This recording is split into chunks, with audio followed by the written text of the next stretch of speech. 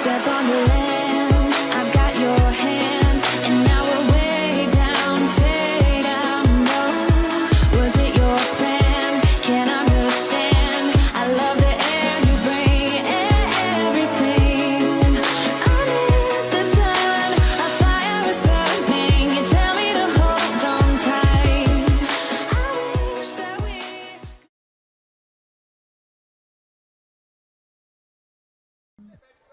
In Luis Franco, that was on Showbox, controversial bout, if you will. And you know, he went on record saying that after that fight, I had to cut out a lot of the nonsense. Oh, that's a left right there. And you know what? Wait a second. I don't know what. No, that's not a knockout.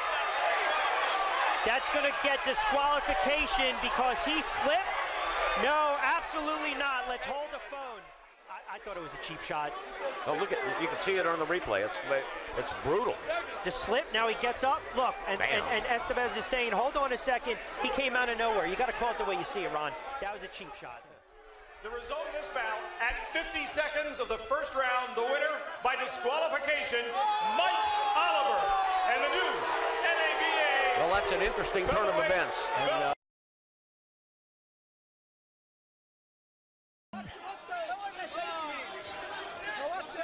Billy doesn't quite know what to make of Yamaguchi here. Yamaguchi, they're just slipping out of the ring and everybody's out of their seat, but it was a slip. Oh, hang on, maybe it wasn't a slip. But Billy's hit him when he's down. The referee's missed that. Oh my goodness. The fight is over here in the first round. Oh my God. Oh dear. Well, things like this happen, you just get back up and you know, talk us through this. He's going down. Yeah, it was just a bit of a, it was in the moment. The shot was in the moment. Things like that happen. You know what I mean? I thought, he looked. Angelo Hyder and Alex Bella, they all claim that this Bika is going to be huge in the world scene, and he may be. But as you'll see what happens, it's not his night in the final analysis. And things are going very well from right now. And watch how it slips away. See what he did? Right there. The guy was on his knees, and he hit him while he was down and knocked out Jean-Paul Mendy while Mendy was on his knees.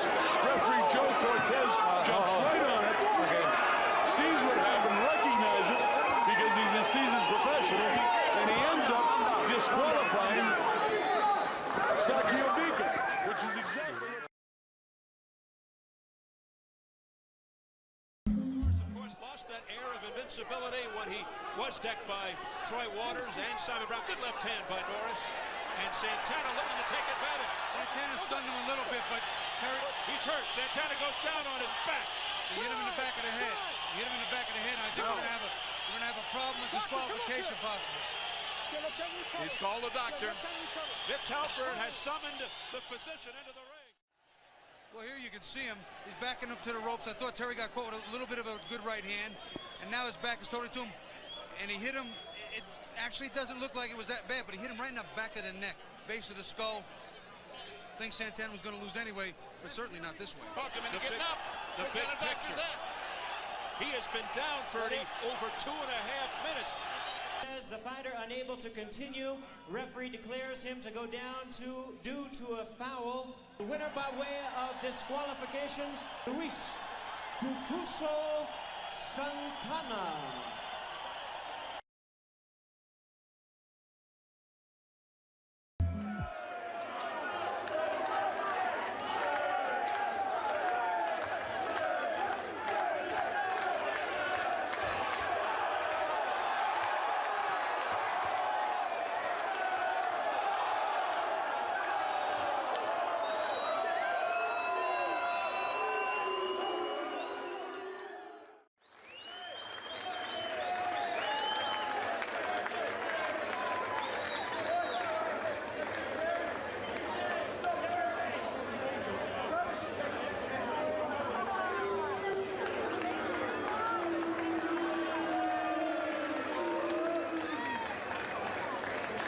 The fight, the winner in the blue corner,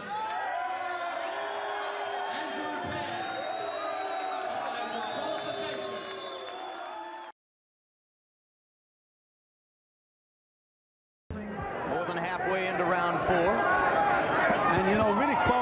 is not bending his knees inside. Now he hurt Mathis with that right hand. That was a terrific right hand, and Buster is flat-footed at the moment, ducking and slipping. Bo has missed 7 straight big shots. And then he knocked him down while he was down. And he could get penalized for that if the referee won. He was on one knee. The fight could be over. Mercati is stopping the fight. Now it remains to be seen what decision Mercati's going to make here. You can see Bo landing some fairly solid punches. And then Mathis was down on his knee. He was down at least 2-3 seconds, Jim, before. I think Bo just looked at him down on his knee and nailed him. Ladies and gentlemen, from the Convention Center here in Atlantic City, New Jersey, an intentional foul sustained to Principal Buster Mathis Jr. Therefore, the New Jersey State Athletic Control Board declares this bout a no contest. A no contest.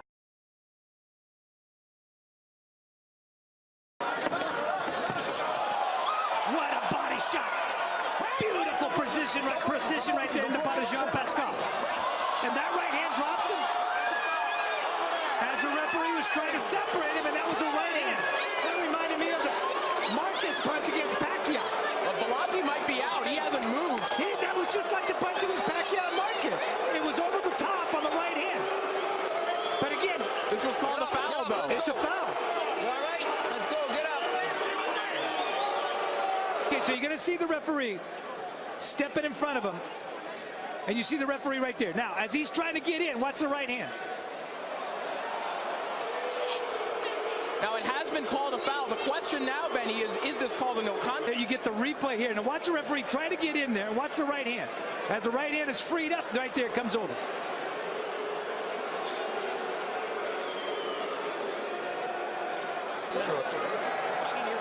Roberto Bellotti has not moved. He has remained right there. Now they're talking to him through the interpreter.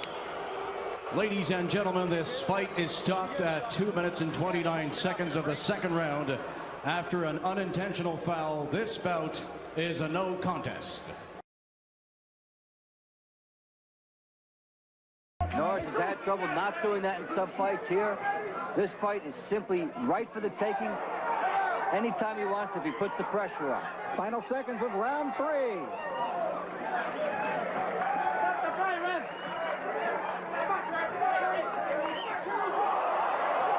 And they fight after the bell, and Terry Norris may have just got himself disqualified again.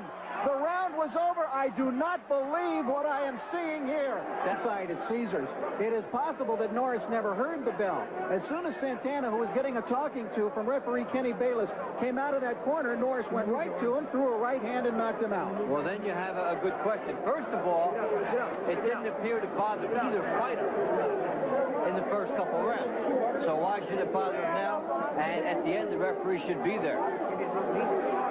This happens to be, this is part of the most bizarre happenstance in a two-fight series between two fighters in the whole entire history of the sport of boxing. And that Terry Norris finds himself disqualified.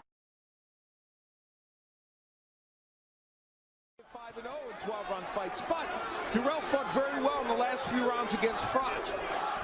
See how he does here. There's a nice body shot by Durrell. One and done. Now he's getting pinned against the ropes. Is Durrell has to be careful. And Durrell's very smartly holding on the inside. And that's okay, because guess what? Even if they took a point away for holding it at this point in the fight, it wouldn't have hurt him that much. He lost a point for holding in the Froch fight late in the fight. He slips again. Oh, that was a foul. That's a foul, and if he's knocked out, Abraham should be disqualified. Let's see how Cole handles it. He is knocked out. He's trembling. He's out cold. I'm getting the doctor up here. Oh, he's in bad shape. Bring the doctor in. Needs a doctor. He's trembling. His leg is shaking. He got hit hard as he was down. Abraham should be disqualified. Yes. He is knocked out cold. Abraham's disqualified. There's the doctor. You hit him while he was down. He is disqualified. The referee just said it. He is disqualified. It was on one knee.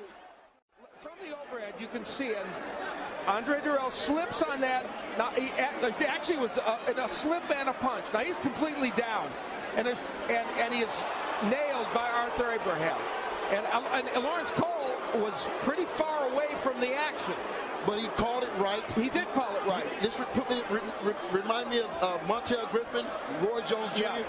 You have to disqualify the guy. Yeah, that's a very good analogy. But the thing is, you hope that Lawrence Cole might have been there to stop it. There's no question he's on the ground, and Abraham should not have thrown that punch. He was way behind. He was down in the fight. He was frustrated.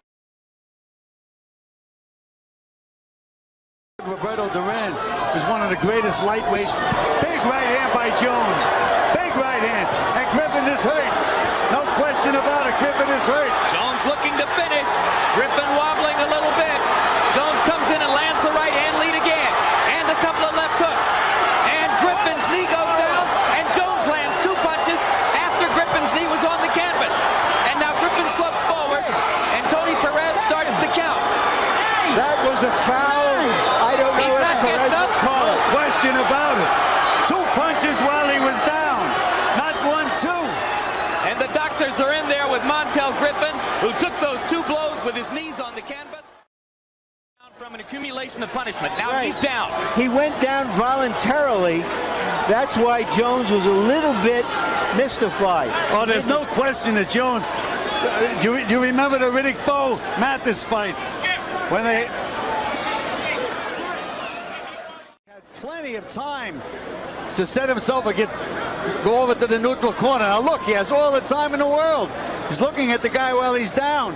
Nails him 2 more punches. Hard to imagine what Roy was thinking when he fired that left. Being told that Roy Jones is going to be disqualified and will lose his title. The referee disqualifies the red corner, the winner and new WBC light heavyweight champion of the world, Montel Ice Griffin.